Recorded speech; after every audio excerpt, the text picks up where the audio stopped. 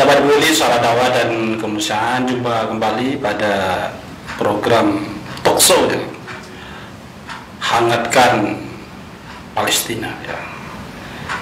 Dalam program kali ini kita akan bincang-bincang bersama Ustadz Syadid ya, LCMH selaku Duta Sosialisasi KNRB ya. Saya sapa dulu, Ustaz Syadid, bagaimana Ustaz? Kabar Ustaz? Ya. Alhamdulillah ya. Mudah-mudahan kita semua selaku pegiat kemanusiaan ini bisa selalu dijaga oleh Allah Subhanahu wa Ta'ala kesehatannya, sehingga terus-menerus berbuat untuk saudara kita yang ada di luar sana, utamanya saudara kita yang ada di Palestina. Sebelum ini suara dakwah dan kemanusiaan, pada kesempatan kali ini kita akan berbincang-bincang hangat terkait dengan program Hangatkan Palestina. Ini telah hadir Ustadz Syadid, ini sudah malang melintang di pergerakan kemanusiaannya, sehingga kalau ditanya terkait dengan saudara kita, kondisi saudara kita yang ada di Palestina sana, insya Allah mulai dari hulu sampai hilir akan secara gamblang dijelaskan oleh beliau. Tapi alangkah lebih detailnya kita akan berbincang-bincang secara spesifik terkait dengan program musim dingin ini. Yang pertama, ini kondisi saudara kita yang ada di sana ini, kalau di Indonesia ini hanya menghadapi sebuah wabah ya. Wabah di mana wabah ini sampai detik ini masih bersama dengan kita ya, pandemi COVID-19. Akan tapi di saudara kita yang ada di luar sana, yaitu di Palestina, itu ditambah ya, tantangannya ditambah. Pertama, setiap saat selalu diincar oleh rudal ya. Kadang tidurnya juga bisa kita bayangkan ya Ustaz ya. Kita aja mendengarkan letupan mercon ya. Sudah bagaimana kawan kabut kita ya. Tapi di musim dingin ini juga ditambah, di samping menghadapi pandemi juga, menurut catatan di sebuah media bahwa kawan-kawan atau saudara kita yang ada di Palestina sana juga meninggal ya karena serangan pandemi COVID juga ya. Tapi juga kalau di akibat udara, karena memang saudara kita sana lagi menghadapi blokade terus-menerus dari penjajahan Zionis Israel. Di musim dingin ini tambah lagi juga, yaitu dengan cuaca yang ekstrimnya. Ini terkait dengan cuaca ekstrim ini, saya akan bertanya langsung dengan ini ya, sang ahli ya, dari salah satu duta sosialisasi program. Oke, Ustaz Syadid, bisa disapa dulu kawan-kawan sahabat Bully suara dakwah di luar sana. Yang pertama mungkin khususnya di Kabupaten Lumajang, di Jawa Timur, juga kawan-kawan yang ada di mancanegara, di Malaysia, Brunei, kemudian Singapura, serta yang ada di Timur Tengah. Silakan Ustaz Syadid. Ya, bismillahirrahmanirrahim. Assalamualaikum warahmatullahi wabarakatuh. Alhamdulillah, wassalatu wassalamu ala rasulillah wa ala alihi wa sahbihi wa wala. Asyhadu an la ilaha illallah wahdahu la syarikalah wa asyhadu anna Muhammadan abduhu wa rasuluhu nabiyya ba'da. Allahumma ja'al amalana hadza sholiha wa liwajhika khalisah. Kawan-kawan pemirsa dan pendengar radio streaming suara kemanusiaan BMS Peduli yang sama-sama kita hormati Presiden Direktur Dr. Insyaallah Utama. Amin Ustaz.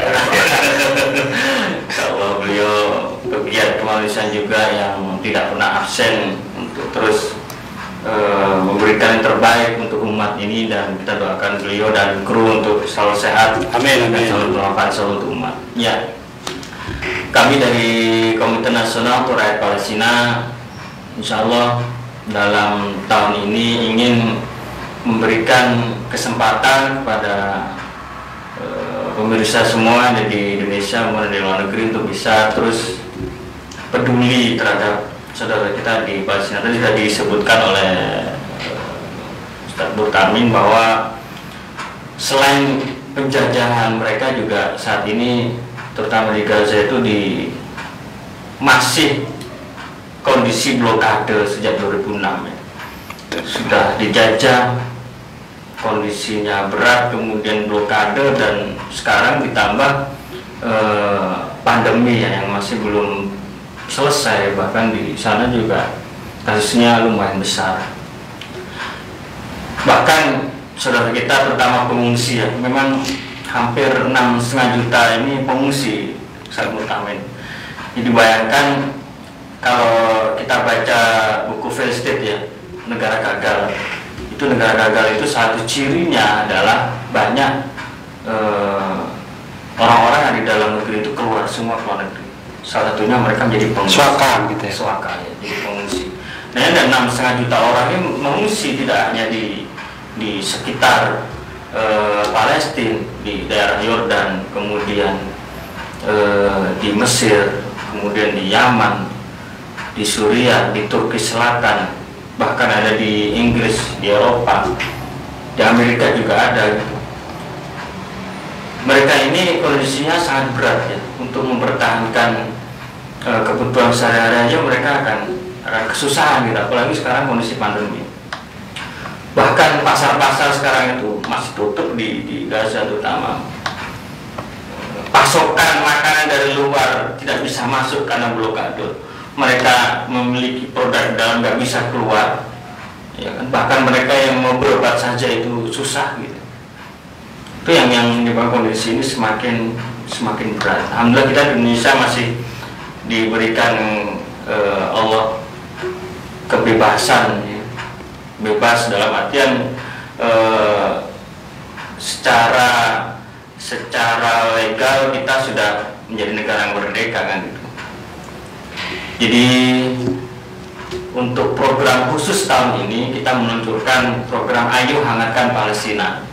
Jadi Ayo Hangatkan Palestina ini tagline yang kita ambil arahan dari KNRP Pusat, dan salam buat kawan-kawan semua dari Ketua KNRP Jawa Timur, Ustaz Bagus Pak Setia, karena beliau Ketua KNRP Jawa Timur, dan kami juga punya pimpinan Bapak Haji Suripto SH yang beliau juga Ketua KNRP Pusat.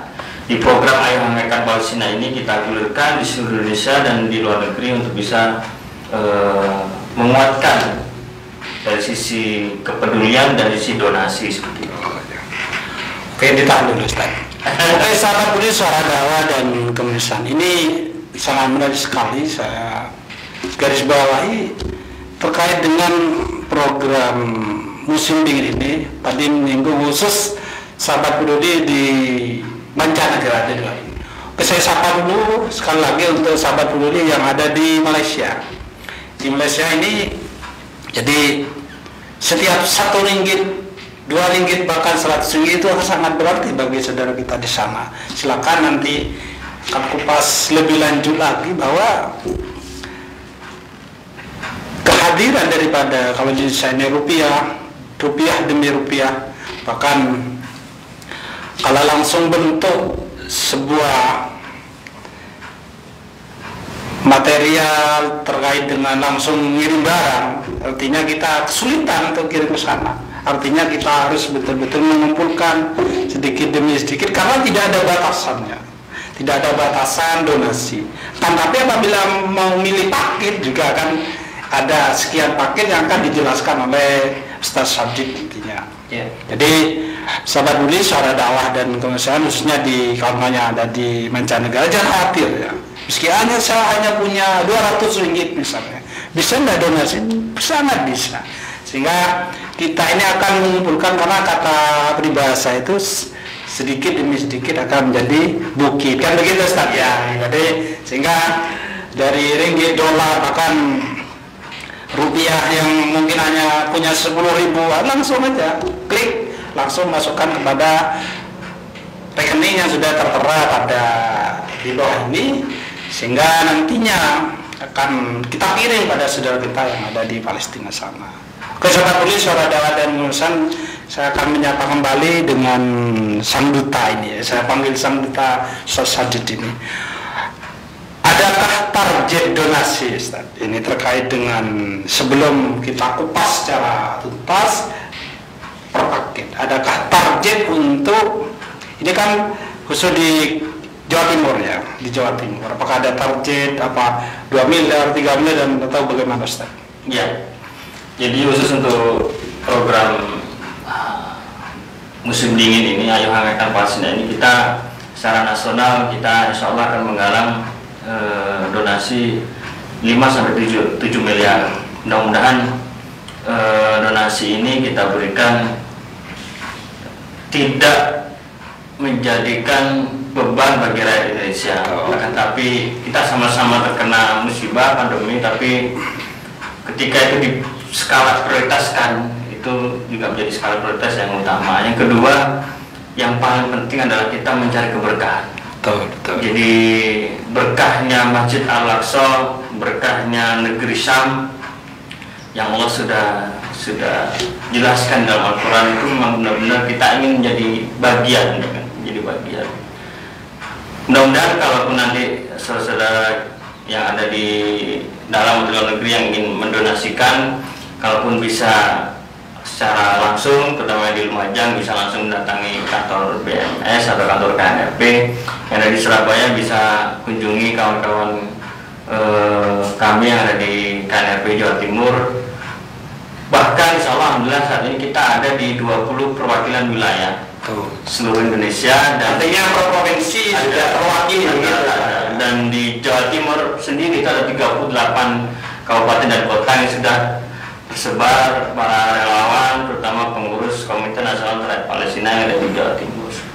Artinya sahabat Uni Suara Dakwah dan Kemanusiaan dimanapun Anda berada, kita selalu memberikan kemudahannya. Ya. Kemudahan. Kalau tidak bisa datang, kita datangi, kan begitu, Ustaz. Ya. Kalau tidak punya, saya hanya punya ini emas 10 gram saja, Ustaz. Tidak apa-apa, kan diterima, Ustaz ya. Ya. Misalnya dalam bentuk rupiah, bentuk ringgit atau bahkan bentuk emas pun kita akan datangi, kan begitu. Sambil bagaimana kita ini mencari keberkahan, kata Ustaz tadi. Ini berbicara dengan keberkahan. Ini bisa bagaimana memotivasi sahabat-sahabat di luar sana bahwa sebagian daripada sedekah kita ini menyambung kehidupan atau menyambung nyawa saudara kita di sana terkait di musim dingin ini, Ustaz. Sahabat Uli Suara Dakwah dan Kemanusiaan, ini kita akan tanya terkait kalau by program, karena sering kalau di donasi tanya kalau programnya berapa aja, misalnya mau bantu Slimun, mau bantu yang lain, itu bagaimana, Ustaz? Ya, jadi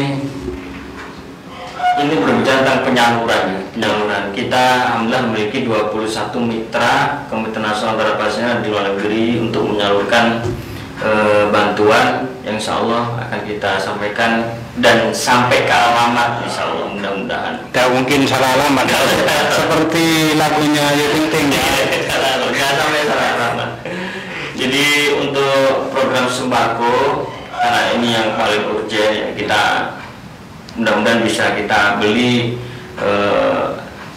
senilai 850.000. Kalau nilai nggak sampai $100 ya, hampir 50-70 dolar. Itu kebutuhan rata-rata per hari saudara kita di Palestina. Bayangkan saja, mereka tidak hanya harus mencari kebutuhan untuk hidup ya, bahkan kepala keluarganya pun itu sudah syahid, sudah meninggal, suaminya sudah meninggal, kakeknya sudah meninggal, karena memang apa ya, target dari rudal-rudal Israel ini sudah nggak jelas sekarang. Artinya sudah membabi buta gitu. Bahkan yang paling berat itu meriayah, menghidupi keluarga para syuhada yang mereka ini tidak memiliki pemasukan juga, kemudian mereka statusnya pengungsi. Meskipun UNRWA dari PBB itu turun tangan, tapi tidak semua dari 6,5 juta pengungsi itu hanya 2,5 juta itu yang bisa di cover oleh UNRWA. Makanya hadirnya kita, lembaga-lembaga kemanusiaan seperti BMS, kemudian KNRP dan yang lain itu untuk memudahkan kita untuk berdonasi, memudahkan kita untuk membantu saudara kita di Palestina. Dan tidak hanya itu ya, bahkan kemarin gempa Aceh, kemudian gempa di Lombok, alhamdulillah meskipun mereka di sana membutuhkan gitu, tapi mereka juga memberikan ke Indonesia gitu. Wah, ini sangat luar biasa. Jadi mereka sangat luar biasa, sangat luar biasa sekali. Jadi sembako kita buka dengan donasi 50.000, kemudian ada pemanas ruangan itu 600.000, sekitar $50 itu.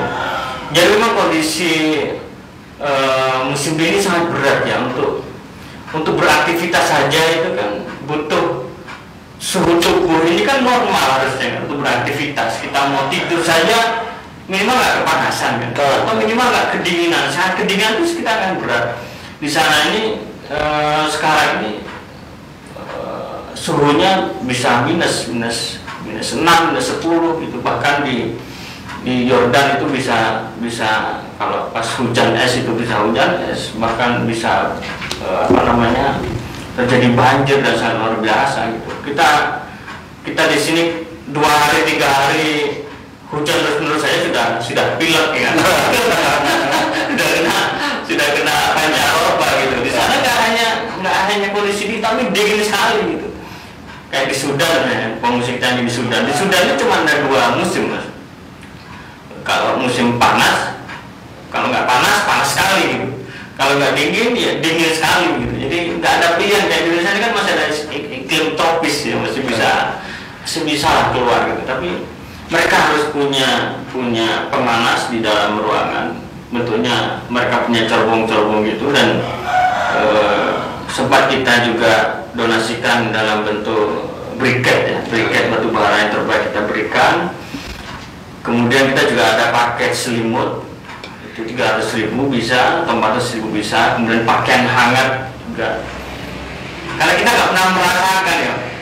Yang saya sendiri pernah merasakan di Mesir itu kalau udah musim dingin minimal tuh baju 3 lapis. Kita ini baju 1 lapis ini masih ini udah Padahal di ruangan ini sudah terasa kan.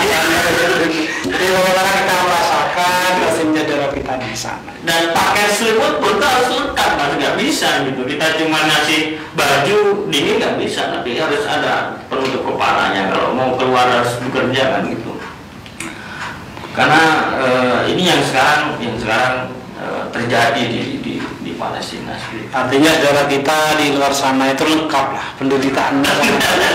Jadi ini merupakan ujian kita karena sama Muslim. Yeah. Maka kalau kita tidak seiman mungkin kita sama-sama makhluk Tuhan. Jadi termasuk hati kemanusiaannya yang harus kita bangkitkan dalam diri kita sehingga kita betul-betul terketuk hati kita gitu. Jadi sahabat peduli suara dakwah di luar sana bisa dibayangkan bagaimana saudara kita di samping menghadapi tiap detik ya, tiap saat sering ada rudal ya nyasar, kemudian pandemi COVID juga. Jadi banyak saudara kita yang kena COVID-19 dan harus meninggal. Nah, ini ditambah lagi dengan kondisi yang cuaca ekstrimnya. Sehingga mari kita siapkan sedekah terbaik ya untuk saudara kita yang di luar sana. Oke Ustaz, ini di segmen terakhir Ustaz. Kemarin kan sempat Ustaz cerita terkait dengan lelang ya, lelang. Oh, iya. Ini kita kemarin ada sah seperti ini, sahabat peduli saudara dan kemanusiaan. Jadi duta daripada sosialisasi KNRP ini juga menyediakan lelang amal berbentuk dengan sal dan guna itu apa saja Ustaz, selain sal?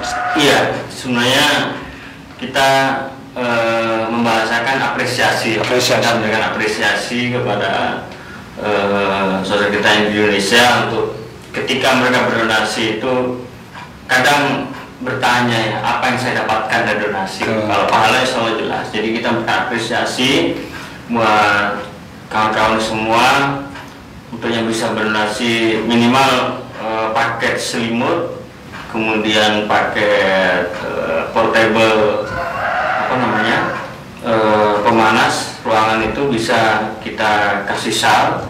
Kemudian juga ada dalam bentuk market yang sudah dipasang, market map Palestina itu yang berdonasi bisa di atas 1 juta sampai 5 juta, dan kita juga siapkan market juga Mas, lebih besar lagi market Palestina juga, itu kawan-kawan yang bisa siap donasi di atas 10 juta. Dan alhamdulillah beberapa program kemarin kita ada program Ramadan, itu juga ada safari Syekh Palestina, dan itu juga kita buatkan event untuk kawan-kawan di Indonesia seperti itu. Oke, sahabat Budi, suara dakwah dan kemanusiaan. Jadi insya Allah dalam di bulan-bulan ke depan kita akan berkeliling safari Palestina, safari kemanusiaan ya, atau gathering kemanusiaan khusus peduli saudara kita yang ada di Palestina di sana ya. Jadi sahabat Budi, suara dakwah dan kemanusiaan, jangan khawatir bahwa donasi terbaik Anda akan kita salurkan sesuai dengan alamatnya ya. Karena bisa dibuktikan bahwa profesionalisme daripada kawan-kawan KNDP ini sudah bisa dipertanggungjawabkan baik di dunia ataupun di akhirat gitu.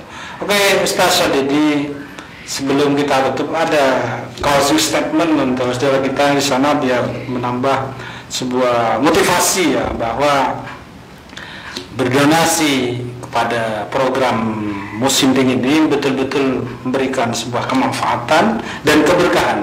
Ya, ya, seperti kita ketahui bahwa negara Palestina itu salah satu negara yang diberkahi dan biasa juga disebut Ardul Anbiya, negeri para nabi.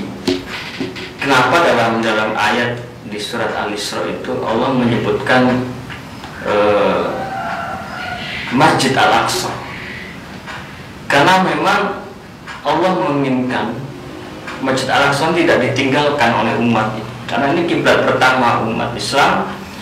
Kita percaya bahwa Masjid Nabawi dan Masjidil Haram itu adalah kiblat ruhiyah kita ya, kiblat ruhiyah. Dan jangan lupa kita juga memiliki kiblat perjuangan, yaitu Masjid Al-Aqsa. Dan di Masjid Al-Aqsa ini Rasulullah menjadi imam sholat, bahkan Nabi Musa, Nabi Isa, Nabi Ibrahim itu menjadi makmumnya. Artinya apa?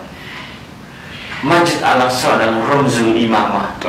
Masjid Al-Aqsa adalah simbol kepemimpinan. Siapa yang menguasai Masjid Al-Aqsa, dia akan menguasai dunia. Siapa yang menguasai sekarang Masjid Al-Aqsa? Yahudi. Pasti Yahudi Zionis menguasai dunia. Makanya kita mudah-mudahan dengan menyelamatkan kembali, karena mereka sekarang ini saudara dari Palestina itu tidak hanya bertahan di musim dingin, tapi mereka menjadi orang-orang yang selalu ribat ya. Kalau di surat Al-Imran di ayat paling terakhir itu isbiru warobitu, bersabarlah dan bersiap-siagalah. Mereka tuh ribat, mereka tuh menjaga perbatasan. Mereka itu saat ini orang yang paling dekat dengan musuh, ya kan? Ribat. Mereka berjaga-jaga di perbatasan, menjaga apa? Jangan sampai Palestina ini jadi sejarah saja. Dulu ada namanya Palestina, dan mereka saat ini itu diiming-imingi, banyak mereka diiming-imingi, termasuk terakhir Trump. Mereka mengiming apa? Mereka ingin membangun pelabuhan dan ingin membangun airport yang ada di Gaza, asalkan Gaza mau ditaklukkan oleh aneksasi Zionis terakhir. Dan sampai sekarang alhamdulillah para pejuang, para politisi saudara kita di Palestina itu masih mempertahankan itu. Dan sekarang tersisa Gaza aja, yang lain hampir 90% sudah dicaplok. Jadi karena ini adalah negeri para nabi, negeri para nabi, para anbiya, mudah-mudahan kita menjadi orang yang pertama mendapatkan keberkahan itu, dan insya Allah kita menjadi orang terbaik, orang pilihan hamba Allah, Abdullah yang siap insya Allah memberikan harta dan jiwa kita untuk kebebasan Masjid Al-Aqsa. Saya ucapkan terima kasih dukungannya semuanya, kawan-kawan semua, baik yang hanya melihat atau mendengarkan siaran ini, atau jangan lupa juga didoakan ya, saudara kebebasan. Kita doakan setiap saat karena doa ini adalah mukhul ibadah. Mudah-mudahan kita mendapat keberkahan insyaallah. Amin amin. Oke, sahabat Duli, suara dakwah dan kemanusiaan, tidak terasa kita sudah habis dalam program ini. Tapi kita berharap mudah-mudahan apa yang menjadi baik sumbangan material atau fikir untuk saudara kita, bahkan doa untuk saudara kita di sana menjadi bagian daripada keberkahan itu sendiri. Oke, sahabat Duli, suara dakwah dimanapun Anda berada, tunggu di program berikutnya, bahwa kita akan hadir di setiap Sabtu jam 9 untuk terus-menerus memberikan sebuah edukasi kepedulian terhadap saudara kita di Palestina. Saya Murtamin Syah selaku host mengucapkan terima kasih atas atensi Anda. Wallahu muwaffiq. Wassalamualaikum.